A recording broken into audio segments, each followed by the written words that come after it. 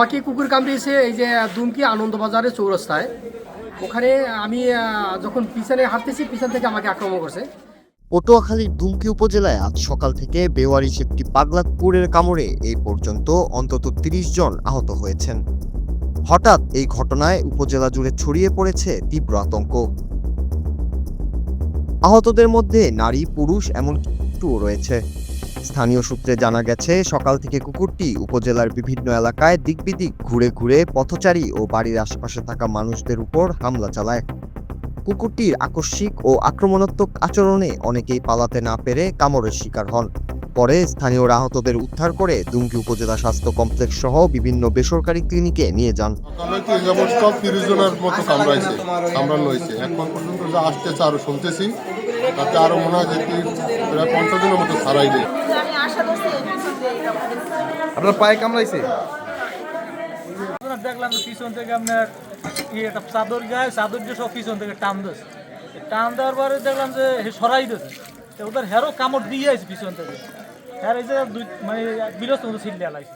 দুমকি উপজেলা স্বাস্থ্য কমপ্লেক্সের আবাসিক চিকিৎসক ডাক্তার এনামুল হক জানান, হঠাৎ করেই সকাল থেকে হাসপাতালে কুকুরে কামড়ানো রোগী অনেক আসতে শুরু করেন।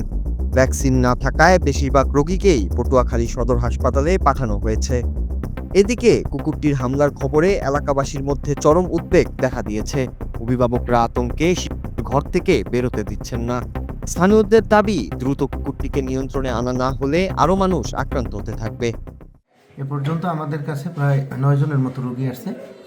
তো আমাদের এখানে আমরা একজনের অবস্থা একটু বেশি খারাপ, ওনাকে আমরা এখানে ভর্তি দিয়েছি আমাদের স্বাস্থ্য কমপ্লেক্সে।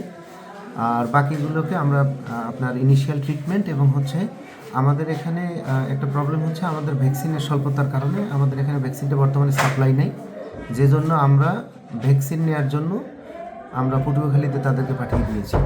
হঠাৎ করে যে কুকুরে এত মানুষ কামড়াইতেছে, আমাদের জরুরি বিভাগে আমরা হিমশিম খাইতেছি যেমন ট্রিটমেন্ট দেওয়ার জন্য।